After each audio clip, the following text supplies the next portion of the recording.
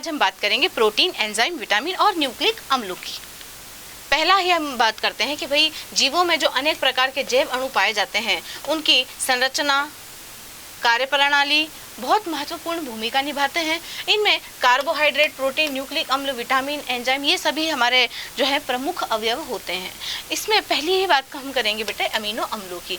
Amino अम्ल क्या होते हैं कि भाई अमीनो अम्ल जो है प्रोटीनों की संरचनात्मक इकाई है, यानी कि बहुत सारे अमीनो अम्ल आपस में जुड़ जुड़ करके प्रोटीनों का निर्माण करते हैं और ये कार्बोक्सिलिक अम्लों के व्युत्पन्न होते हैं जिनमें क्षारीय अमीनो समूह भी उपस्थित होता है। यहाँ देख लीजिए आप, एक ही ऐसा कंपाउंड है जिसमें अमीनो ग्रुप जो कि क्षारीय प्रवृत्ति का होता है और कार्बोक्सिलिक ग्रुप जो कि अम्लीय प्रकृति का होता है, दोनों ही उपस्थित होते हैं। तो ये क्या कहलाता है? एक तरह का अमीनो अम्ल कहलाता है। और यहाँ पर जो एल्किल ग्रुप है भिन्न भिन्न हो सकता है, 1 कार्बन वाला, 2 कार्बन वाला, 3 कार्बन वाला, इस तरीके से। तो अमीनो अम्लों का जो है वो हम वर्गीकरण करेंगे। पहला वर्गीकरण करेंगे हम अल्फा अमीनो अम्ल। अल्फा अमीनो अम्ल वे अमीनो अम्ल जिनमें अमीनो समूह तथा कार्बोक्सिलिक समूह एक ही कार्बन से जुड़े होते हैं, अल्फा अमीनो अम्ल कहलाते हैं। यानी कि ये जो कार्बन है, ये वाला कार्बन के मतलब जो मेन फंक्शनल ग्रुप होता है बेटा, सबसे पहली बात तो आप जानो कि मेन फंक्शनल ग्रुप या मुख्य क्रियात्मक समूह जो होता है उसके जस्ट पास वाला कार्बन अल्फा कार्बन होता है। यदि अल्फा कार्बन से अमीनो ग्रुप और जो कार्बोक्सिलिक समूह जो ग्रुप है ये अगर दोनों ही एक साथ जुड़े हुए हैं तो ये क्या कहलाएंगे? अल्फा अमीनो अम्ल कहलाएंगे। बीटा अमीनो अम्ल में वे अमीनो अम्ल जिनमें अमीनो समूह कार्बोक्सिलिक समूह की बीटा स्थिति पर उपस्थित होता है। तो देखो जैसे कि मैंने आपको बताया था कि कार्बोक्सिलिक या मेन फंक्शनल ग्रुप के पास वाला जो कार्बन होता है वो अल्फा कार्बन और ये बीटा कार्बन। बीटा कार्बन से यदि अमीनो ग्रुप जुड़ा हुआ है, बीटा कार्बन, ये अल्फा कार्बन, ये बीटा कार्बन, बीटा कार्बन से यदि अमीनो ग्रुप जुड़ा हुआ है तो बनेगा क्या? बीटा अमीनो अम्ल बनेगा। इसी तरीके से गामा अमीनो अम्ल, गामा कार्बन से जुड़ेगा अमीनो ग्रुप अल्फा, ये बीटा और ये गामा। गामा कार्बन से यदि अमीनो ग्रुप जुड़ा हुआ हो तो बनता है इस प्रकार से क्या? अल्फा अमीनो अम्ल। अब अमीनो अम्ल जो है उनकी रासायनिक प्रकृति के आधार पर भी अलग अलग तरीके से हम वर्गीकृत करते हैं। जैसे पहली बात करते हैं हम अम्लीय अमीनो अम्ल। अब आपको पता है कि अमीनो अम्लों में अम्लीय समूह तथा क्षारीय समूह दोनों ही उपस्थित होते हैं। अगर अम्लीय समूह अधिक मात्रा में उपस्थित है या एक ही जो है यौगिक में अम्लीय समूह अधिक मात्रा में उपस्थित है, किससे? क्षारीय समूह से। क्षारीय समूह से अधिक मात्रा में यदि अम्लीय उपस्थित है तो अम्लीय प्रकृति का होगा। तो वे अमीनो अम्ल जिसमें 2 या अधिक कार्बोक्सिलिक समूह उपस्थित होते हैं जिसकी वजह से इसकी प्रकृति कैसी हो जाती है? अम्लीय हो जाती है। क्या कहलाते हैं? अम्लीय अमीनो अम्ल कहलाते हैं। इसी प्रकार से क्षारीय अमीनो अम्ल अगर आपको बनाना है तो क्षारीय ग्रुप ज्यादा उपस्थित होगा। तो जहाँ देख लीजिए कि एसिडिक ग्रुप या क्षारीय अम्लीय ग्रुप जो है वो तो कम है, परंतु क्षारीय ग्रुप जो है वो अधिक मात्रा में उपस्थित होते हैं जिसकी वजह से इसकी प्रकृति कैसी हो जाती है? क्षारीय हो जाती है और ये क्या कहलाते हैं? क्षारीय अमीनो अम्ल कहलाते हैं। परंतु यदि दोनों ही एक समान है तो फिर ये कैसा होगा? उदासीन अमीनो एसिड कहलाएगा। अब संरचना के आधार पर यदि अमीनो अम्लों को वर्गीकृत किया जाए तो यहाँ पर एक सारणी दी हुई है जिसमें साधारण एलिफेटिक प्रतिस्थापी के रूप में आप इसको देखें तो ग्लाइसिन, एलेनिन, वेलेन, ल्यूसीन, आइसोल्यूसिन, इसमें आप आर जो ग्रुप है, एल्किल ग्रुप जो है, जिससे कि आपका एक तरफ तो NH2 जुड़ा हुआ होता है और एक तरफ कार्बोक्सिलिक ग्रुप जुड़ा हुआ होता है। अगर ये एल्किल ग्रुप की जो स्थिति है, ये अगर हाइड्रोजन जुड़ा हुआ है तो ग्लाइसिन बनेगा, CH3 जुड़ा हुआ है तो अलग अलग जो एल्किल ग्रुप है उनको देखा जाए तो साधारण एलिफेटिक प्रतिस्थापी श्रृंखला युक्त जो अमीनो अम्ल होते हैं वो इन ग्रुपों आर जो होता है उसमें परिवर्तन के आधार पर यहाँ पर बताए गए, जिसकी जल में विलेयता, संविभव बिंदु और प्रकाशिक घूर्णन भी दर्शाया गया है। अब एरोमेटिक प्रतिस्थापी अगर देखेंगे तो आर के स्थान पर क्या उपस्थित होते हैं? CH2PH, यानी कि फेनिल ग्रुप के साथ में एक CH2 ग्रुप भी उपस्थित होता है जिसे फेनिल एलेनिन कहते हैं। ये वाला ग्रुप अगर उपस्थित है तो ये ट्रिप्टोफेन कहलाएगा जिसे शॉर्ट में TRP भी कहा जाएगा। अगर ये वाला ग्रुप उपस्थित है तो टायरोसिन कहलाएगा जिसको शॉर्ट में TRY से प्रदर्शित किया जाता है या Y से भी प्रदर्शित किया जाता है। ये वाला ग्रुप अगर उपस्थित है आर की जगह पर तो ये हिस्टीडीन कहलाएगा। प्रकाशिक घूर्णन, संविभव बिंदु और विलेयता के साथ में ये दिखाए गए हैं। OH, SH तथा SCH3 ग्रुप वाले जो आर की जगह पर ये वाले अगर ग्रुप हों तो इस तरह के आपको अमीनो एसिड देखने को मिल सकते हैं कि एल्किल ग्रुप की जगह पे आपको ये वाला अगर ये सारे ग्रुप देखने को मिलते हैं तो आपको इस प्रकार के सेरीन, थ्रियोनिन, मिथियोनिन, सिस्टीन देखने को आपको प्राप्त हो सकते हैं और ये इनको शॉर्ट में लिखने का तरीका बताया गया है। कार्बोक्सिलिक अम्ल या एमाइड समूह वाली जो एलिफेटिक प्रतिस्थापी श्रृंखला है, मतलब अगर आप ये वाला ये प्रतिस्थापी यदि श्रृंखला उपस्थित है तो आपको प्राप्त होंगे क्या, एस्पार्टिक अम्ल, ग्लूटामिक अम्ल, एस्पार्जिन, ग्लूटामिन। प्रबल क्षारीय समूह वाले प्रतिस्थापी अगर हैं लाइक दिस, तो लाइसिन, आर्जिनिन। चक्रीय द्वितीय अमीनो अम्ल वाले अगर समूह उपस्थित हैं तो आपको प्रोलीन प्राप्त होगी। इसी प्रकार से मानव शरीर की आवश्यकता के आधार पर भी अमीनो अम्लों को वर्गीकृत किया गया है। पहले होते हैं आवश्यक अमीनो अम्ल।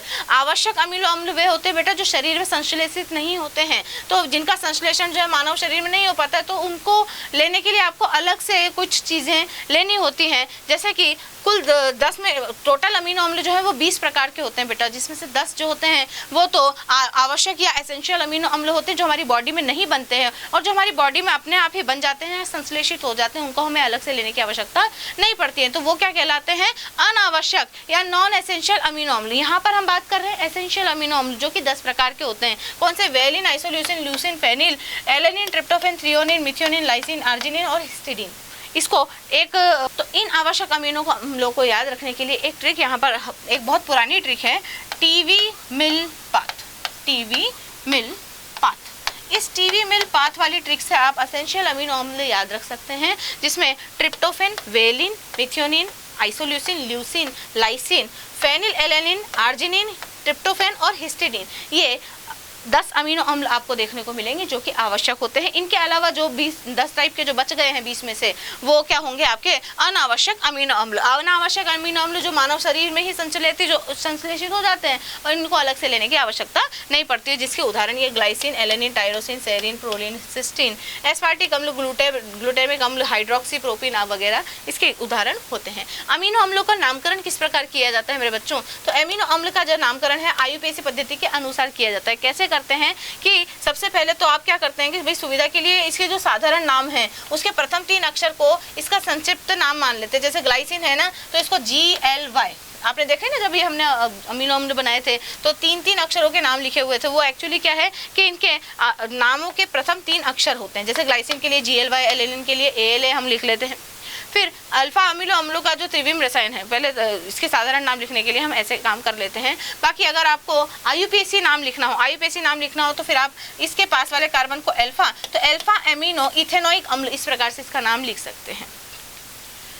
अल्फा अमीनो अम्ल का जो त्रिविम रसायन है वह देख लेते हैं। तो भाई ग्लाइसिन के अलावा जितने भी प्राकृतिक रूप से प्राप्त समस्त अल्फा अमीनो जो एसिड होते हैं उनमें असममित अल्फा कार्बन उपस्थित होता है। ग्लाइसिन में क्यों नहीं होता है, क्योंकि ग्लाइसिन एक ही कार्बन वाला अमीनो अम्ल होता है, जिसमें एक तरफ तो COOH जुड़ा हुआ होता है, एक तरफ NH2 जुड़ा हुआ होता है, एक तरफ अमीनो ग्रुप, एक तरफ कार्बोक्सिलिक ग्रुप जुड़ा हुआ होता है, और बाकी की जो 2 वैलेंसी है उनसे हाइड्रोजन जुड़ा हुआ होता है, जिसकी वजह से ये जो है कायरल कार्बन या कायरल कार्बन नहीं हो पाता है ये वाला अल्फा कार्बन। इसलिए ये केवल इसके ग्लाइसिन के अतिरिक्त बाकी सारे जो होते हैं वो कैसे होते हैं, सबके सब में कार्बन जो है वो अल्फा कार्बन जो है वो कैसा होता है, कायरल कार्बन होता है।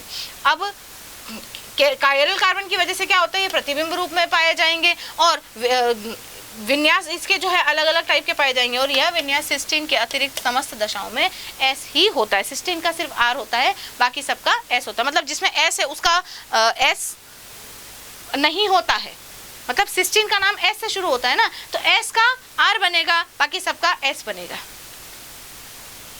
अल्फा अमीनो के लिए D तथा L विन्यास यदि हम देखें तो D अमीनो अम्ल क्या होते हैं कि भाई अल्फा कार्बन के फिशर प्रक्षेपण सूत्र के अनुसार यदि यदि L अमीनो अम्ल बनाना है तो L अमीनो अम्लों में अमीनो अम्ल जो है वो बाईं ओर स्थित होता है। यदि बाईं ओर स्थित है तो आप देखेंगे कि L अमीनो अम्ल बना, और अगर अमीनो ग्रुप जो है वो अगर दाईं ओर उपस्थित है तो आप इसका D रूप देख सकते हैं यहाँ पर। तो L सेरीन या S सेरीन इसको कहा जाता है और D सेरीन या R सेरीन इसके कहा जाता है विन्यास के आधार पर।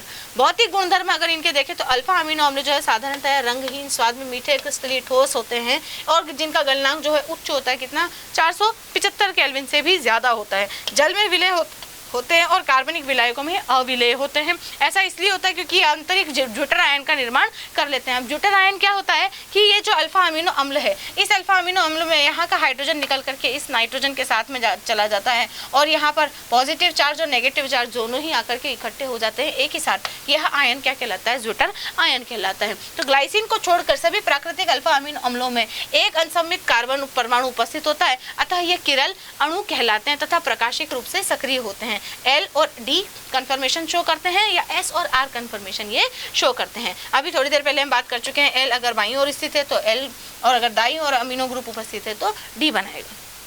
रासायनिक गुणधर्मों की बात कर रहे तो कार्बोक्सिलिक समूह के कारण कौन कौन सी अभिक्रियाएं देते हैं? NaOH के साथ मिलकर के सॉल्ट दे देते हैं, अल्कोहल के साथ मिलकर के इस प्रकार का यौगिकोत्पाद देते हैं जो बाद में सिल्वर हाइड्रोक्साइड के साथ में मिलकर के इस तरीके से एस्टर का निर्माण कर देता है। BaOH के होल्टवाइज के साथ में मिलकर के सिर्फ अमाइनो ग्रुप बना लेते हैं। लिथियम एल्यूमिनियम हाइड्राइड के साथ में अपचयन करवाने पर ये अल्कोहल में परिवर्तित हो जाते हैं। अमीनो समूह के कारण कौन कौन सी अभिक्रियाएं होती है? क्षारक, कोई सा भी आप क्षारक ले लीजिए, जैसे कि आपने एसिटिल क्लोराइड ले लिया, एसिटिल क्लोराइड या एसिटोएसिटिक एस्टर लेने पर ये जो है आपको इस तरीके से परिवर्तित होता हुआ नजर आएगा। HNO2 के साथ में यदि अभिक्रिया करवा देते हैं तो आपको COOH ग्रुप मतलब कार्बोक्सिलिक एसिड हाइड्रोक्सी ग्रुप सहित कार्बोक्सिलिक एसिड देखने को यहाँ से प्राप्त होगा। नाइट्रोसिल क्लोराइड के साथ में अभिक्रिया करवाने पर भी आपको COOH Cl ग्रुप सहित प्राप्त होगा। एल्डिहाइड के साथ में भी अभिक्रिया करवाने पर आपको COOH ग्रुप सहित जो है वो NCH2 प्राप्त यहाँ से हो जाएगा। यानी कि अमीनो अम्ल जो है वो OH में, इधर Cl में, इधर N डबल बॉन्ड CH2 में और इधर जो है COCH3 यहाँ से हाइड्रोजन विलोपित करके ये COCH3 यहाँ पर जुड़ जाएगा। तो इस प्रकार से अमीनो ग्रुप जो है वो हट करके यहाँ पर इस तरीके के ग्रुप प्राप्त हो जाएंगे और COOH ग्रुप जो है वो मेन फंक्शनल ग्रुप होता ही है। द्विध्रुवीय आयन या ज्यूटर आयन, ज्यूटर आयन क्या होता है कि भाई जलीय माध्यम में NH2 समूह जो है एक प्रोटॉन ग्रहण कर लेता है और COOH जो है वो एक प्रोटॉन मुक्त कर देता है, जिसके फलस्वरूप एक द्विध्रुव आयन बन जाता है जिसे ज्यूटर आयन या आंतरिक लवण भी कहा जाता है। इस रूप में अमीनो अम्ल जो है वो अम्ल क्षार दोनों के समान व्यवहार करता है और ये प्रकृति में उभयधर्मी हो जाता है। तो ये वाला हाइड्रोजन अपना बॉन्ड त्याग करके ऑक्सीजन को दे देता है, जिसकी वजह से ऑक्सीजन पर नेगेटिव चार्ज और ये हाइड्रोजन जो है वो यहाँ पर आकर के ये लोन पेयर ग्रहण कर लेता है, जिसकी वजह से नाइट्रोजन पे प्लस चार्ज आ जाता है और ज्यूटर आयन बना लेता है। समविभव बिंदु क्या होता है कि अल्फा जो अमीनो अम्ल होते हैं ये इसके आयनित रूप को विद्युत क्षेत्र में रखने पर यह विपरीत इलेक्ट्रोड की ओर गमन करता है। उभयनिष्ठ आयन किसी भी इलेक्ट्रोड की ओर गमन नहीं करता है। किसी मध्यवर्ती पीएच पर प्रत्येक अमीनो अम्ल के लिए धनावेश तथा ऋणावेश संतुलित हो जाता है तथा प्रोटीन अणु एनोड या कैथोड दोनों में से किसी की ओर गति नहीं करता। तो वो पीएच जिस पर जो ज्यूटर आयन है या ज्यूटर आयन जो है वो न तो एनोड की तरफ जाए ना ही कैथोड की तरफ जाए, क्या कहलाता है? समविभव बिंदु कहलाता है। तो ज्यूटर आयन यदि H+ ग्रहण कर लेता है तो अम्लीय हो जाता है और उसका पीएच कम हो जाता है, और अगर H+ इसमें से निकल जाए तो एक क्षारीय हो जाता है और जिसका पीएच जो है वो बढ़ जाता है। तो डाइलेक्ट्रिक कांस्टेंट वो पीएच होता है जिस पर कि ज्यूटर आयन न तो एनोड की तरफ गमन करे ना ही कैथोड की तरफ गमन करे, वह क्या कहलाता है? समविभव बिंदु कहलाता है।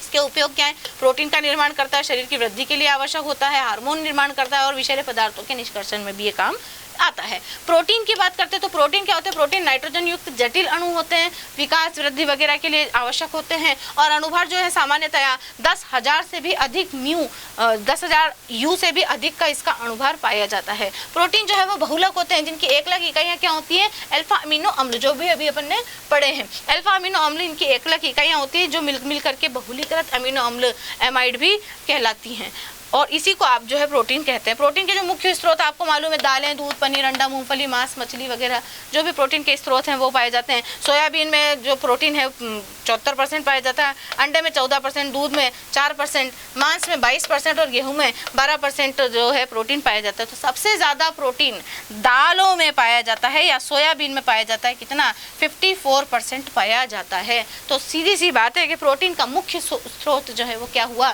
सोयाबीन या दालें, ना कि ये सब। प्रोटीन का जो वर्गीकरण है उसमें आप देखेंगे भाई आणविक संरचना के आधार पर प्रोटीनों को किस प्रकार से वर्गीकृत किया है। रेशेदार या फाइबर प्रोटीन, रेशेदार या फाइबर प्रोटीन ऐसे होते हैं जैसे कि लंबी लंबी रेखाएं होती है, यानी कि रेशे के समान होते हैं। जैसे हमारी बॉडी में जो हमारे बाल, हमारे नाखून होते हैं, वो सब रेशेदार प्रोटीनों से बने हुए होते हैं। अब बाल क्या आपके पानी में घुलते हैं? नहीं घुलते, तो इसका मतलब ये भी कैसे होते हैं? जल में अविलेय होते हैं और रेशेदार होते हैं, जिसका उदाहरण है केराटिन जो बाल, नाखून तथा त्वचा में पाया जाता है, फाइब्रियन जो कि रेशम में पाया जाता है, मायोसिन जो मांसपेशियों में पाया जाता है, कोलेजन जो टेंडन या अस्थियों में पाया जाता है, और ऑसिन जो अस्थि और दांत में पाया जाता है। और इनमें से कोई भी मुझे नहीं लगता कि पानी में विलय होता होगा जल में।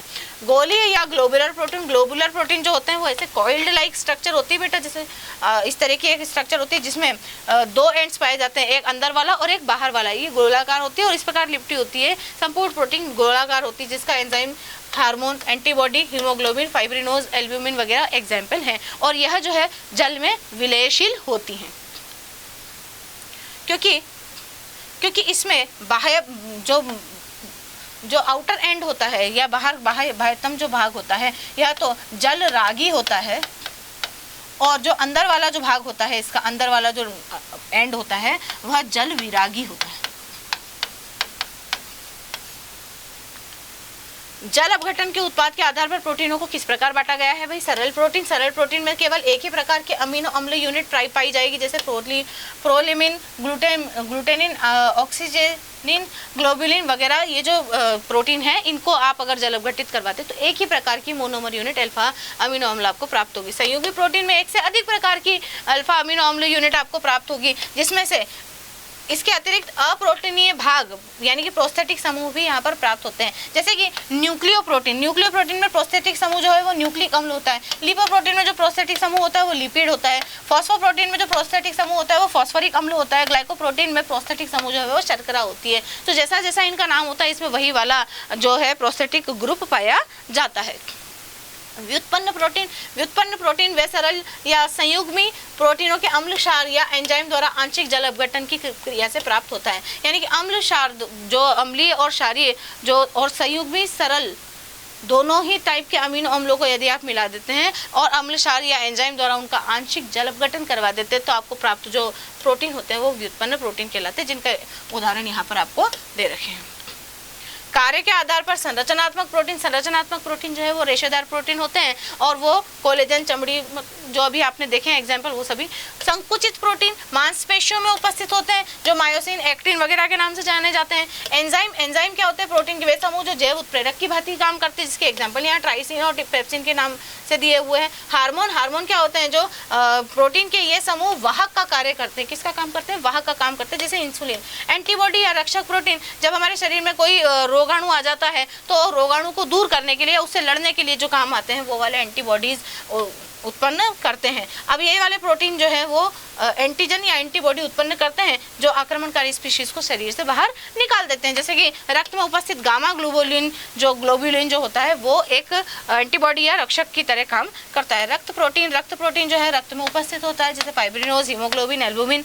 और टॉक्सिन ये विषैली प्रकृति के होते हैं, जैसे कि सांप के विष में जो प्रोटीन उपस्थित होता है वही क्या होता है? टॉक्सिन कहलाते हैं। प्रोटीन की संरचना अगर देखें तो प्राथमिक संरचना किसी भी प्रोटीन में अमीनो अम्लों की विशिष्ट प्रकार के बनी हुई जो पॉलीपेप्टाइड श्रृंखला होती है उसकी प्राथमिक संरचना होती है। अमीनो अम्लों के क्रम में परिवर्तन और प्रोटीन के गुणों में भी परिवर्तन कर देता है। यानी कि अमीनो अम्लों का जो क्रम है, यदि उसमें आपने परिवर्तन कर दिया, जैसे कि आप एक एग्जाम्पल यहाँ पर देख सकते हैं कि सामान्य हीमोग्लोबिन में वेलिन पहले नंबर पे, हिस्टिडीन दूसरे नंबर पे, ल्यूसीन तीसरे नंबर पे, थ्रियोनिन चौथे नंबर पे, प्रोलिन पांचवें नंबर पे, और छठे नंबर पे ग्लूटामिन, और सातवें नंबर पे भी ग्लूटामिन, और आठवें नंबर पे लाइसिन। इस प्रकार से जो है आपकी सामान्य हीमोग्लोबिन की संरचना होती है। यदि सामान्य हीमोग्लोबिन की संरचना में से छठे नंबर का ग्लूटामिन हटा करके इसकी जगह पर वेलिन लगा दिया जाए, तो फिर जो रक्त कोशिका है जो कि आपको डिस्क शेप की नजर आती है, जिसे आरबीसी कहते हैं, डिस्क शेप की होती है, उनका आकार जो है डिस्क शेप।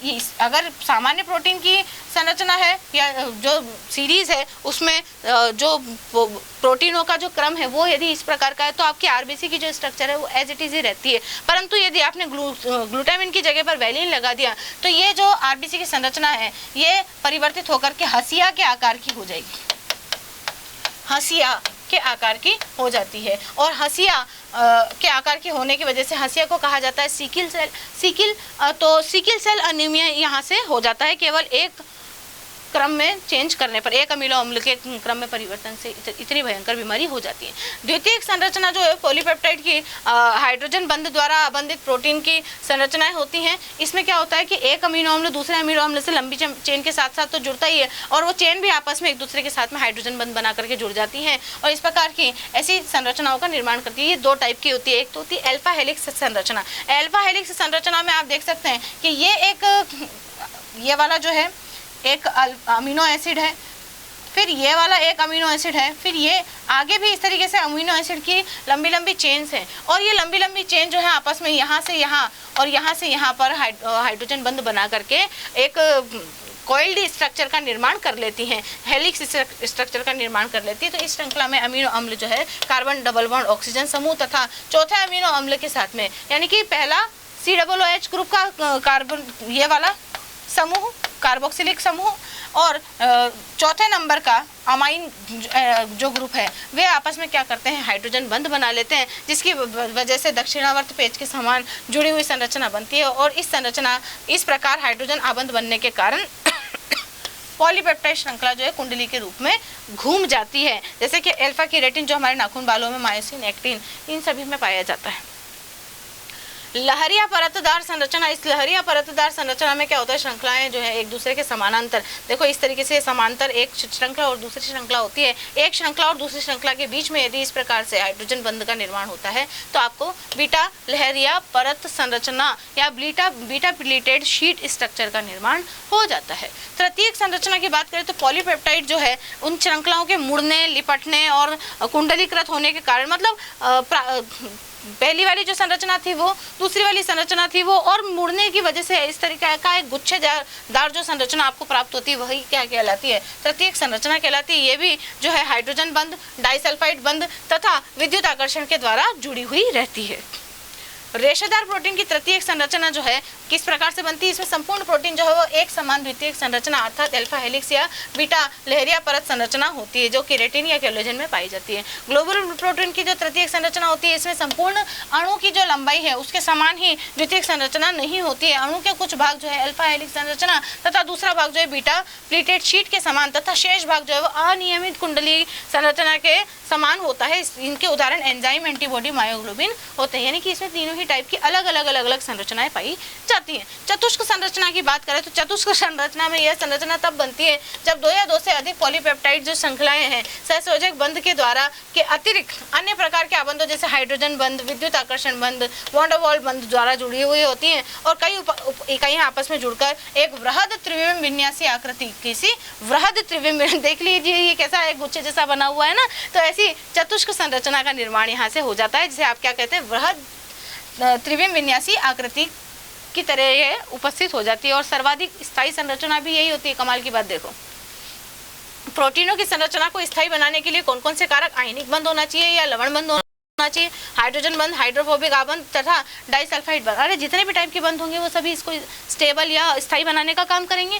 अगली बात करते हैं प्रोटीनों के विकृतीकरण की। प्रोटीनों का विकृतीकरण यानी कि उनका शेप बिगाड़ना, है ना। तो प्रोटीनों का जो विकृतीकरण है भौतिक तथा रासायनिक परिवर्तनों के कारण हो सकता है। आप पीएच में परिवर्तन कर दो, तापमान में परिवर्तन कर दो, जिसकी वजह से क्या होता है, इनकी जो गोलिका रूपी जो संरचनाएं होती है वो खुल जाती हैं और अल्फा हेलिक्स जो है अकुंडलित हो जाता है, यानी कि जो भी इसकी स्ट्रक्चर है उसमें परिवर्तन हो जाता है हाइड्रोजन बंधों के टूटने की वजह से। तो रासायनिक परिवर्तनों के कारण प्रोटीन में हाइड्रोजन आबंधों में अव्यवस्था उत्पन्न हो जाती है, जिसके कारण तृतीयक संरचना जो है वो भंग हो जाती है। ध्यान रखिएगा, तृतीयक संरचना यहाँ पर भंग होती है और गोलिका जो है वो खुल जाती है, अल्फा हेलिक्स जो है वो भी टूट जाती है और अपनी जैविक सक्रियता भी खो देती है। इसे ही प्रोटीनों का विकृतीकरण यानी कि खराब होना कहते हैं। जैसे अंडे को उबालने पर जो एल्ब्यूमिन प्रोटीन का जो अविलेय रेशेदार प्रोटीन में परिवर्तन हो जाता है, दही जब जमता है तो दूध में उपस्थित बैक्टीरिया द्वारा लैक्टिक अम्ल उत्पन्न होने के कारण इसका विकृतीकरण हो जाता है। प्रोटीन के जो उपयोग है वो क्या है भाई, पेशियों का निर्माण करना, शरीर की वृद्धि, क्षतिग्रस्त कोशिकाओं तथा ऊतकों को सुधार करने का, हार्मोन तथा एंजाइम के संश्लेषण का, रक्त और शरीर के अन्य द्रवों की पीएच को बराबर रखने का काम करता है, एंटीबॉडीज के रूप में शरीर की सुरक्षा करता है और आनुवंशिक लक्षणों के विकास तथा गति वगैरह का नियंत्रण भी ये करता है। एंजाइम या विकर क्या होते हैं, एंजाइम जो होते हैं गोलीय प्रोटीन होते हैं जो जीव तंत्र में रासायनिक अभिक्रियाओं में उत्प्रेरक, कौन सा उत्प्रेरक, जैव उत्प्रेरक की भांति व्यवहार करते हैं। इनके गुणधर्म क्या है, सभी एंजाइम जो है वो प्रोटीन होते हैं और एंजाइमों की प्रकृति जो है थोड़ी सी विशिष्ट होती है, किसी भी अभिक्रिया विशेष को ही उत्प्रेरित करते हैं। यूं नहीं कि आपने किसी भी अभिक्रिया में डाल दिया और उसका उत्प्रेरण शुरू कर देंगे ना, ऐसा नहीं होता। एंजाइम जो है वो सक्रियण ऊर्जा को उसी प्रकार कम कर देते हैं जैसे कि अन्य उत्प्रेरक कम कर देते हैं और अधिक मात्रा में जो है आपको उत्पाद प्राप्त होने लगते हैं। किसी भी अभिक्रिया के लिए एंजाइम की बहुत थोड़ी सी मात्रा ही आवश्यक होती है। अनुकूलतम ताप तथा पीएच पर ये सक्रिय होते हैं और कुछ पदार्थ एंजाइमों की उत्प्रेरण क्रिया को कम करने में सक्षम होते हैं जिन्हें मंदक कहा जाता है। जो इनकी अभिक्रिया को कम कर दे या इनकी उत्प्रेरक प्रवृत्ति को कम कर दे वो क्या कहलाते हैं, मंदक कहलाते हैं।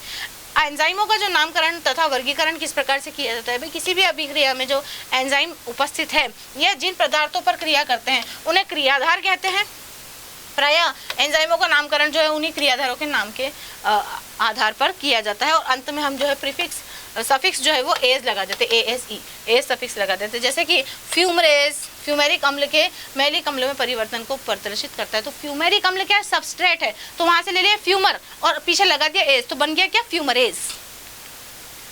तो इसी प्रकार देखो ऑक्सीडो रिडक्टेज एंजाइम जो है वो ऑक्सीकरण और रिडक्शन अभिक्रियाएं देखता है। देखो ऑक्सीडो ऑक्सीडेशन और रिडक्शन दोनों अभिक्रियाएं कर रहा है। तो oxido reductase enzyme transferase enzyme यानी कि समूह के स्थानांतरण के लिए काम आता है। हाइड्रोलेज एंजाइम जल अपघटनीय अभिक्रियाएं दिखाता है। लाइएज एंजाइम द्विक बंधों पर समूहों का योग या हानि जो है समावयवी अभिक्रियाएं करवाता है, लाइएज है ना। आइसोमरेज एक जैसे समावयवी अभिक्रियाएं प्रदर्शित करता है। आइसोमेरिज्म होता है ना, आइसोमेरिज्म करवाने वाले जो भी एंजाइम होते हैं वो आइसोमरेज कहलाते हैं। लाइगेज एटीपी की आवश्यकता रखने वाले दो समूह के जो संघनन और संश्लेषण होते हैं वहां काम में लिए जाते हैं।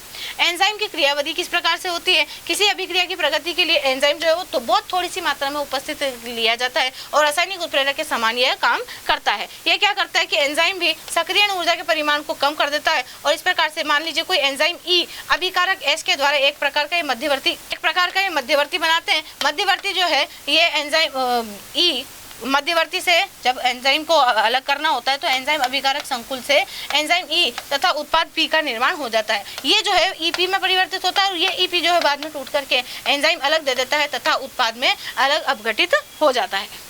तो एंजाइमों के उपयोग क्या होते हैं, एल्बिनिज्म बीमारी या ट्रायोसिनेज एंजाइम की कमी से होती है तथा भोजन में ट्रायोसिनेज के सेवन से इसको रोका जा सकता है। Phenylketonuria phenyl alanine जो होता है वो हाइड्रोक्सिलेज की कमी से होने वाला ये रोग है। स्ट्रेप्टोकाइनेज रुधिर वाहिनियों में रुधिर का थक्का बनने से रोकता है और औद्योगिक उपयोग भी इसके होते हैं, जैसे कार्बोहाइड्रेट के किण्वन में बियर तथा वाइन बनाने के काम में लिया जाता है। स्कंदन से पनीर वगैरह बनाते हैं और स्टार्च से मीठा शरबत वगैरह आप बना सकते हैं एंजाइमों की उपस्थिति में। अभिक्रियाओं को उत्प्रेरित करता है, जैसे इन्वर्टेज एंजाइम जो सुक्रोज का ग्लूकोज तथा फ्रक्टोज में परिवर्तन कर देता है। लैक्टोज जो है वो लैक्टोज का ग्लूकोज तथा गैलेक्टोज में परिवर्तन करता है। माल्टेज एंजाइम जो है वो माल्टोज को ग्लूकोज में परिवर्तित करता है। अल्फा एमाइलेज स्टार्च का ग्लूकोज में परिवर्तन कर देता है। इमल्सिन सेल्यूलोज का ग्लूकोज में परिवर्तन करता है। कार्बोनिक एनहाइड्राइड जो है वो H2CO3 का H2O तथा CO2 में परिवर्तन कर देता है। न्यूक्लियस एंजाइम डीएनए आरएनए के न्यूक्लियोटाइडों में परिवर्तन करता है। पेप्सिन तथा ट्रिप्सिन जो है प्रोटीन को अल्फा अमीनो में परिवर्तित करता है।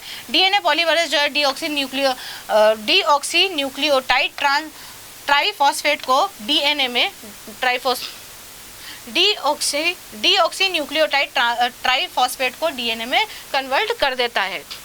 आरएनए पॉलीमरेज जो है वो राइबो न्यूक्लियोटाइड ट्राइफॉस्फेट को आरएनए में कन्वर्ट कर देता है। यूरियज एंजाइम यूरिया से कार्बन डाइऑक्साइड तथा अमोनिया प्राप्त करने के काम में लिया जाता है। इसी प्रकार से अब हम बात करते हैं विटामिनों की। तो विटामिन क्या होते हैं, वायु जल कार्बोहाइड्रेट वसा प्रोटीन खनिज लवणों के अतिरिक्त कुछ कार्बनिक यौगिक ऐसे होते हैं जो अल्प मात्रा में हमारे लिए आवश्यक होते हैं। यदि इनकी अल्प मात्रा नहीं ली जाए तो फिर हमें हानिकारक रोग वगैरह हो सकते हैं। यही क्या कहलाते हैं, विटामिन कहलाते हैं। तो आहार कारक या विटामिन इन्हें कहा जाता है, ऐसे कार्बनिक यौगिक जिनकी कमी से रोग हो जाते हैं। अब विटामिन जो शब्द है वो सबसे पहले पंक ने दिया था, जिसका मतलब क्या होता है, वाइटल अमाइंस, अर्थात वाइटल का मतलब होता है जीवित, और जीवित निकायों में पाए जाने वाले जो अमाइंस होते हैं उन्हें ही वाइटल अमाइंस के नाम से जाना जाता था, इसीलिए इन्हें विटामिन कहा जाता था। तो मानव शरीर द्वारा जो विटामिनों का संश्लेषण है नहीं होता है, अर्थात इनको खाद्य पदार्थों के रूप में ही आपूर्ति इनकी की जाती है, और इनकी कमी से जो होने वाले रोग हैं उन्हें हीनता जन्य रोग या डेफिशिएंसी डिजीजेस के नाम से जाना जाता है।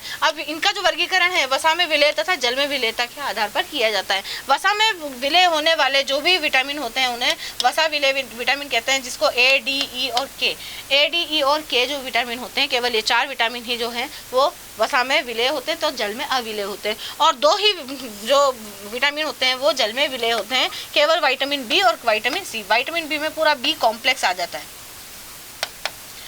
परंतु ध्यान रखने वाली बात यह है कि B12 जो है वो शरीर में संचित नहीं रहते हैं। बी कॉम्प्लेक्स जो है उसमें से B12 के अतिरिक्त सभी संचित रह सकते हैं तथा मूत्र के द्वारा उत्सर्जित हो जाते हैं, क्योंकि ये जल में विलय है। जल में विलय है तो जल में विलय होकर के हमारे मूत्र तथा पसीने के द्वारा इन्हें भी बाहर निकाल दिया जाता है।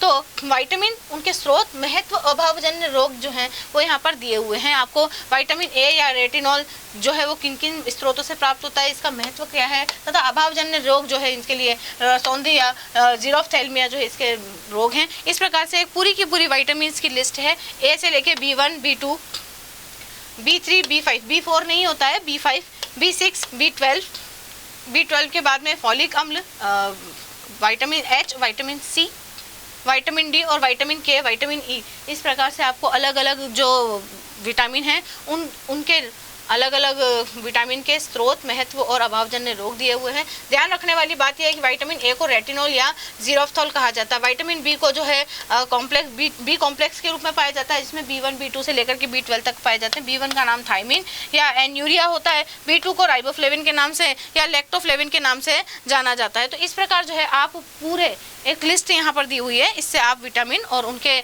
रासायनिक नाम, स्रोत, महत्व और अभावजन्य रोगों को प्राप्त कर सकते हैं यहाँ से। अब हम बात करते हैं न्यूक्लिक अम्लों की। तो न्यूक्लिक अम्ल कार्बन, हाइड्रोजन, ऑक्सीजन तथा नाइट्रोजन, फास्फोरस के जटिल यौगिक होते हैं और केंद्रक में ये पाए जाते हैं। और सूचनाओं के स्थानांतर, आनुवांशिक जो सूचनाएं हैं उनके स्थानांतरण एक संतति से दूसरी संतति में करने के काम में लिए जाते हैं। न्यूक्लिक अम्ल जो है वो 2 प्रकार के होते हैं, डीऑक्सीराइबोज और राइबोन्यूक्लिक अम्ल, जिसे डीएनए और आरएनए के नाम से भी आप जानते हैं। डीएनए जो है मुख्यतः केंद्रक में पाया जाता है, जबकि आरएनए जो है वो कोशिका द्रव्य में पाया जाता है। डीएनए जो है अधिकांश जीवों तथा अनेक वायरसों का आनुवांशिक वाहक होता है, यद्यपि कुछ वायरसों का आनुवांशिक पदार्थ जो है आरएनए भी होता है, परंतु डीएनए मुख्य होता है। न्यूक्लिक अम्ल का जो संगठन है वो किस प्रकार होता है, न्यूक्लिक अम्ल डीएनए तथा आरएनए जो है वास्तव में विभिन्न प्रकार के छोटे छोटे जैव अणुओं का समूह है, जिन्हें हम घटक भी कह सकते हैं। अब कौन कौन से घटक है देख लीजिए। पहला तो घटक होता है शर्करा, जो कि आपने आगे पढ़ा है कार्बोहाइड्रेट चैप्टर में। कार्बोहाइड्रेट चैप्टर में आपने डी राइबोज तथा 2-डीऑक्सीराइबोज शर्करा आप देखते हैं। 2-डीऑक्सीराइबोज का मतलब है दूसरे नंबर के कार्बन से ऑक्सीजन को गायब कर दिया है। डीऑक्सीराइबोज, डी मतलब निकालना, डी शब्द जो है वह तब इस्तेमाल किया जाता है जब शर्करा को वहाँ से या किसी भी चीज़ को वहाँ से हटा दिया जाता है, जैसे डी टैन करना है ना, टैनिंग हटाने। और डीऑक्सी का मतलब ऑक्सीजन को हटाना। डीहाइड्रोजिनेशन का मतलब है हाइड्रोजन का हटाना। तो डी का मतलब है यहाँ पर हटाना, किसको हटाना, ऑक्सीजन को हटाना। कहाँ से हटाना, दूसरे नंबर के कार्बन से हटाया जाता है। तो दूसरे नंबर के कार्बन से जो राइबोज शर्करा है, इस राइबोज शर्करा के दूसरे नंबर के कार्बन से यदि ऑक्सीजन को हटा दिया जाता है तो यह डीऑक्सीराइबोज में परिवर्तित हो जाती है। तो डीऑक्सीराइबोज और ये राइबोज जो है वो आरएनए में उपस्थित होती है और डीऑक्सीराइबोज जो है वो डीएनए में उपस्थित होती है, क्योंकि उसका नाम ही होता है डीऑक्सीराइबोज न्यूक्लिक एसिड। तो इस प्रकार न्यूक्लिक अम्ल में जो जल अपघटन होता है उससे 2 पेंटोस शर्कराएं प्राप्त होती है, जिनके नाम क्रमशः डी राइबोज तथा 2-डीऑक्सीराइबोज होते हैं। आरएनए में राइबोज तथा डीएनए में डीऑक्सीराइबोज पाई जाती है। इन शर्कराओं में जो चिन्हित जो कार्बन है वो कौन से हैं, आपके एनोमेरिक कार्बन होते हैं। दूसरा होते हैं अवयव नाइट्रोजन युक्त क्षारक। नाइट्रोजन युक्त क्षारकों को भी 2 भागों में पिरिडीन व्युत्पन्न और पिरिमिडिन व्युत्पन्न 2 नाम से जाना जाता है। तो पिरिडीन और पिरिमिडिन 2 नामों से जाना जाता है। पिरिमिडिन जो युक्त क्षारक होते हैं उसमें यूरेसिल, थाइमिन तथा साइटोसिन पाए जाते हैं, जिनकी स्ट्रक्चर यहाँ पर आपको दिखाई गई है। और दूसरे होते हैं प्यूरिन व्युत्पन्न। प्यूरिन व्युत्पन्न जो होते हैं न्यूक्लिक अम्लों में पाए जाते हैं, जो कि एडिनिन और ग्वानिन टाइप के होते हैं, जिसमें से एडिनिन और ग्वानिन की आपको स्ट्रक्चर यहाँ देखने को मिल सकती है। और तीसरा होता है फॉस्फेट समूह। जो फॉस्फेट मूलक होता है PO4 वह ही जो है फॉस्फेट समूह का यहाँ पर काम करता है। न्यूक्लियोसाइड अगर बनाना है, न्यूक्लियोसाइड और न्यूक्लियोटाइड क्या होते हैं, तो आप पहले देखेंगे विषम चक्रीय क्षारक और शर्करा से आबंधित होने से बने हुए जो न्यूक्लिक अम्ल के अणु होते हैं उनको न्यूक्लियोसाइड कहा जाता है। जबकि फॉस्फेट समूह तथा न्यूक्लियोसाइड यदि दोनों मिल जाएं तो न्यूक्लियोटाइड का निर्माण करते हैं। यानी कि अगर शर्करा और शर्करा और नाइट्रोजन क्षारक मिलेंगे तो आपको न्यूक्लियोसाइड बनेगा। अगर इसी के साथ में फॉस्फेट ग्रुप भी अगर जुड़ जाता है तो ये न्यूक्लियोटाइड का निर्माण कर लेता है। न्यूक्लियोसाइड तथा न्यूक्लियोटाइडों में क्या अंतर होता है? न्यूक्लियोसाइड जो होता है ये क्षारक तथा शर्करा का संयोजन होता है, जबकि ये क्षारक शर्करा तथा फॉस्फेट ग्रुप तीनों का ही, यानी कि आप बोल सकते हैं कि न्यूक्लियोसाइड तथा फॉस्फोरिक अम्ल का संयोजन होता है। इसके जो उदाहरण है वो है एडिनोसिन और ये है एडिनाइलिन, जो कि एडिनिन और राइबोस से बनता है, और ये जो है एडिनोसाइन और फॉस्फोरिक अम्ल से बनता है। उसी प्रकार के 4 उदाहरण यहाँ पर आप देख सकते हैं। इनकी संरचना है जो न्यूक्लियोसाइड में जो शर्करा होती है वह क्षारक के साथ में जुड़ी हुई जब होती है, जबकि यहाँ पर क्षारक, शर्करा तथा फॉस्फेट तीनों ही ग्रुप उपस्थित होते हैं। न्यूक्लियोसाइड के समान न्यूक्लियोटाइड में उपस्थित जो शर्करा के आधार पर इन्हें 2 प्रकार में राइबोन्यूक्लियोटाइड तथा डीऑक्सीराइबोन्यूक्लियोटाइड में बांटा गया है। डीऑक्सी एडिनोसिन मोनोफॉस्फेट को DAMP के नाम से भी जाना जाता है। न्यूक्लिक अम्लों की संरचना में अगर प्राथमिक संरचना देखें तो न्यूक्लिक अम्ल जो है पॉलीन्यूक्लियोटाइड होते हैं, अर्थात इनका निर्माण हजारों न्यूक्लियोटाइडों के संयोजन से होता है। ये जल में विलोपन द्वारा होता है। इस प्रकार जो है बहुलीकरण होने की वजह से एक न्यूक्लियोटाइड शर्करा के अवशिष्ट का जो 5वां कार्बन है वो दूसरे न्यूक्लियोटाइड के तीसरे नंबर के कार्बन पर उपस्थित जो फॉस्फोरिक अम्ल है उससे एक दूसरे से जुड़ जाते हैं और पॉलीन्यूक्लियोटाइड श्रृंखला का निर्माण करते हैं। इस श्रृंखला में एकांतर क्रम में शर्करा फॉस्फेट अपशिष्ट होते हैं। इसमें प्रत्येक शर्करा के साथ एक नाइट्रोजन युक्त क्षारक भी संयोजित होता है, जो कि देखने में इस प्रकार की लगती है। आप देख लीजिए, एक जो शर्करा है इसके पहले कार्बन पे इस तरीके से ग्रुप, कोई भी ग्रुप जो है वो जुड़ा हुआ होता है तथा तीसरे कार्बन से एक फॉस्फेट ग्रुप जुड़ा हुआ होता है। और आप देखेंगे कि इसके 5वें फॉस्फेट ग्रुप बंध जो है वो एक शर्करा तथा दूसरी शर्करा के एक शर्करा के तो 5वें कार्बन और दूसरी शर्करा के तीसरे कार्बन से इस प्रकार से जुड़ता है। तो आप इस प्रकार से यहाँ पर ये बेस है नाइट्रोजन क्षारक, B3 का मतलब होता है बेस जो नाइट्रोजन क्षारक है, हर शर्करा के साथ में नाइट्रोजन कारक जुड़े हुए होते हैं। और अगर इसका क्रम देखें तो शर्करा फॉस्फेट बंध, शर्करा फॉस्फेट बंध, शर्करा फॉस्फेट बंध, इस प्रकार से यहाँ पर न्यूक्लिक एसिड की प्राथमिक संरचना देखने को मिल सकती है। और डीएनए में X जो है वो हाइड्रोजन होगा और आरएनए में X जो है वो OH होता है। ये जो X है, यदि इसमें परिवर्तन देखा जाए तो OH यदि उपस्थित है तो आरएनए, और हाइड्रोजन अगर उपस्थित है तो डीएनए में उपस्थित ये होगा। द्वितीयक संरचना देख लीजिए डीऑक्सीराइबोज न्यूक्लिक एसिड की। तो डीएनए के दोहरे कुंडलाकार मॉडल को ही सर्वप्रथम वाटसन तथा क्रिक ने 1953 में प्रस्तावित किया था, जिसमें दोहरे कुंडलन डबल स्टैंडर्ड जो स्ट्रक्चर होती है डीएनए की, द्विकुंडलित जो संरचना होती है उसको दोनों पॉलीन्यूक्लियोटाइड श्रृंखलाएं जो है एक दूसरे के विपरीत रूप से, यानी कि एक अगर 3-5-3-5-3-5 से जुड़ा हुआ है तो दूसरी जो संरचना होगी वो 5-3-5-3, यानी कि एक संरचना अगर सीधी रखी गई है तो दूसरी संरचना को उल्टी रख के एक दूसरे के साथ में कॉइल कर लिया जाता है। पॉलीन्यूक्लियोटाइड निर्माण में न्यूक्लियोटाइड एक दूसरे से शर्करा फॉस्फेट संलग्न द्वारा जुड़े रहते हैं। डीएनए के जो दोनों पॉलीन्यूक्लियोटाइड श्रृंखलाएं हैं वो एक दूसरे से हाइड्रोजन बंध द्वारा जुड़ी हुई होती है। साइटोसिन तथा ग्वानिन चालकों की सहायता या संलग्नता जो है वो, मतलब साइटोसिन और ग्वानिन जो है वो 3 हाइड्रोजन बंधों द्वारा एक दूसरे से तथा एडिनिन तथा थाइमिन या एडिनिन तथा यूरेसिल जो है वो एक दूसरे से 2 हाइड्रोजन बंधों द्वारा जुड़े हुए होते हैं। दोनों पॉलीन्यूक्लियोटाइड श्रृंखलाओं में शर्करा के जो अणु होते हैं वो एक दूसरे से 11 एंगस्ट्रम्स की दूरी पर होते हैं। एक डीएनए अणु का जो व्यास होता है वो 20 एंगस्ट्रम्स होता है तथा एक पूर्ण जो चक्र होता है उसका जो दूरी होती है वो 34 एंगस्ट्रम होती है। और इतनी दूरी में 10 जो है युगल क्षारक यानी साइटोसिन के साथ ग्वानिन, थाइमिन के साथ में यूरेसिल उपस्थित हो जाते हैं। आवश्यक एंजाइमों की उपस्थिति में डीएनए का जो केंद्रक है उसकी अंतरावस्था काल में रेप्लिकेशन हो जाता है। अब रेप्लिकेशन क्या होता है ये मैं आगे समझाऊंगी। डीएनए अणु के प्रति जो पिकोग्राम भार की जो लंबाई होती है वो 31 सेंटीमीटर होती है। डीएनए के विपरीत सूत्रों में जो शर्करा अणुओं की स्थिति है वो एक दूसरे से विपरीत होती है। यदि एक सूत्र में शर्करा अणुओं की दिशा 5 व 3 है तो दूसरे में 3 व 5 होगी। एक अगर सीधा रखा हुआ है तो दूसरा उल्टा रखा हुआ होगा, इस तरीके से। तो ये यहाँ पर जो संरचना आप देख रहे हैं, यदि ये एक संरचना जो है वो 3 से 5 दर्शाई जा रही है तो ये वाली जो है वो 5 से 3 होगी।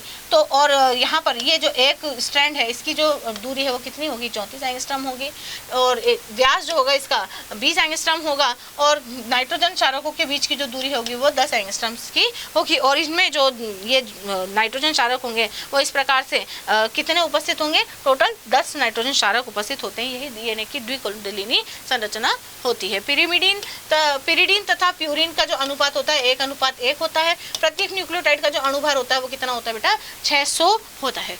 राइबोन्यूक्लिक अम्ल क्या होता है, अब राइबोन्यूक्लिक अम्ल भी एक प्रकार की उच्च अणुभार वाले पॉलीन्यूक्लियोटाइड ही होते हैं, और ये डीएनए से थोड़े से भिन्न होते हैं क्योंकि इनमें राइबोस शर्करा पाई जाती है। भाई डीएनए में तो डीऑक्सीराइबोस पाई गई थी, तो आरएनए में कौन सी पाई जाएगी, राइबोस न्यूक्लिक एसिड पाया जाएगा।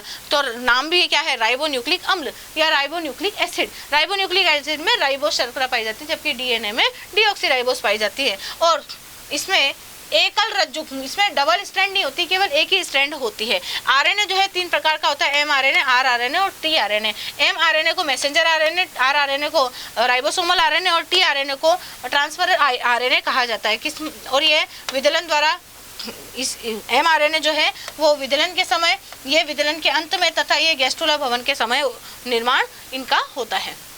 न्यूक्लिक अम्लों के जैविक कार्य आप देखें, प्रतिकृति करवाने में डीएनए में एक विशेष गुण होता है जिसके द्वारा एक अणु जो है वो अपनी 2 पुत्री या समान प्रतिलिपियों में जो है वो संश्लेषित हो जाता है। इसे प्रतिकृति कहते हैं या रेप्लिकेशन कहते हैं। ये जो प्रक्रिया है डीएनए की द्विकुंडली संरचना जो है वो खुल जाती है बेटा, और नई श्रृंखलाओं के लिए 2 पैटर्न प्रस्तुत करते हैं जिसे संतति डीएनए कहा जाता है। अब ये प्रोटीन संश्लेषण में किस प्रकार भाग लेंगे, जो संतति डीएनए है इसमें डीएनए जो है टेम्पलेट द्वारा आरएनए का संश्लेषण होता है। सभी प्रकार के आरएनए एम टी तथा आरआरएनए जो है वो अनुलेखन द्वारा ही बनाए जाते हैं। डीएनए तथा आरएनए के लिए सी का युग्म जी से होता है तथा आरएनए में टी न होने के कारण डीएनए का टी जो है वो आरएनए के ए तथा डीएनए का ए जो है आरएनए के यू से युग्मन करता है। यानी कि टोटल मिला के बात ये हुई है कि साइटोसिन, गुआनिन तो उपस्थित होंगे, साथ ही साथ एडेनिन भी उपस्थित होगा, परंतु थाइमिन जो कि डीएनए में उपस्थित था, थाइमिन की जगह पर यहाँ पर यूरेसिल उपस्थित होता है। स्थानांतरण की बात करते हैं तो प्रोटीन संश्लेषण जो है मुख्यतः कोशिका द्रव्य में होता है। इस प्रक्रिया में जो है मैसेंजर आरएनए के क्षारकों का कम राइबोसोम द्वारा प्रोटीन संश्लेषण को निर्देशित करता है। एमआरएनए का जो प्रत्येक कोडोन होता है वो एक विशेष अमीनो अम्ल को पेप्टाइड श्रृंखला में बंधित होने के लिए निर्देशित करता है, और यह एक बहुपदी प्रक्रिया है, अलग अलग पदों में ये होती है, और आपको एक नया डीएनए जो है प्राप्त हो जाता है। अब डीएनए का वह प्रत्येक भाग जो विशेष प्रोटीन तथा पॉलीपेप्टाइड के लिए विशिष्ट कोड देता है वह क्या कहलाता है, जीन कहलाता है। और न्यूक्लियोटाइड जो है त्रिक या अमीनो अम्ल के मध्य संबंध को आनुवंशिक कोड कहा जाता है। यहाँ ध्यान रखने वाली बात यह है कि आनुवंशिक कोड और जीन अलग अलग चीजें हैं। इसके द्वारा पीढ़ी दर पीढ़ी जीन का स्थानांतरण होता है। डीएनए फिंगरप्रिंटिंग ये वो तकनीक है जिसके द्वारा प्रत्येक व्यक्ति का जो डीएनए है, पहली बात तो डीएनए का जो पैटर्न होता है वो सब हर व्यक्ति में अलग अलग होता है, और इसमें प्रत्येक व्यक्ति के डीएनए अणुओं में क्षारकों का जो अनुक्रम होता है वो अद्वितीय होता है। व्यक्ति की पहचान के लिए डीएनए अंगुली छापन काम में लेते हैं। अतः किसी व्यक्ति के डीएनए पैटर्न के संबंध में सूचना उसका डीएनए फिंगरप्रिंटिंग कहलाती है, और इस तकनीक को डीएनए फिंगरप्रिंटिंग कहा जाता है। न्यूक्लिक अम्लों के अनुप्रयोग जो है अपराधी का दोष सिद्ध करने में, भूकंप, बाढ़ या महाविपदाओं द्वारा मारे गए व्यक्तियों की पहचान करने में किया जाता है। बच्चों के पितृत्व के निर्धारण में भी, वही बच्चे की माँ कौन है, पिता कौन है, उसमें भी यह काम में लिया जाता है। आज के इस चैप्टर में हम इतना ही पढ़ेंगे।